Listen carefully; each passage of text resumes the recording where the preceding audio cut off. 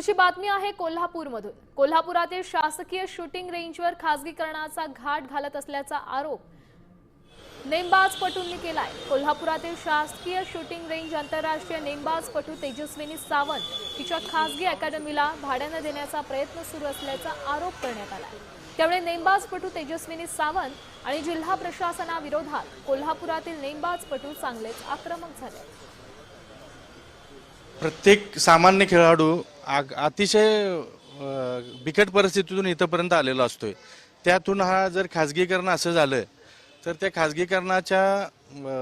खासगीकरणानंतर त्या रेंजवर कुठलंच नियंत्रण यांच्या फीचं वगैरे राहणार नाही आहे।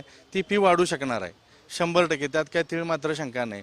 तर 5 जिल्ह्यामध्ये ही एकमेव जी रेंज आहे तिचं जर खासगीकरण झालं तर 5 जिल्ह्यातील येणाऱ्या खेळाडूंनी कुठं, सामान्यांच्या मुलांनी खेळाडूंनी कुठं खेळायचं। तर ह्यामध्ये विषय असा आहे की जर खासगी अकॅडमीला जर हे तुम्ही जर लेन दिल्या भाडे तत्वावर अथवा कसंही देतं हा त्यांचा प्रश्न आहे की जर दिल्या तर तिथं सर्वसामान्य खेळाडूला प्रॅक्टिस मिळू शकणार नाही। आज कोल्हापूर जिल्ह्यात नुसत्या 50 मीटर इव्हेंटला 60 ते 70 मुलं प्रॅक्टिस करतात, म्हणजे निव्वळ कोल्हापूर जिल्ह्यातली, बाहेरनं आणि येणारी आहेतच, त्यांची गैरसोय होणार आहे। याबाबत शासनाने विचार करावा अशी आमची भूमिका आहे।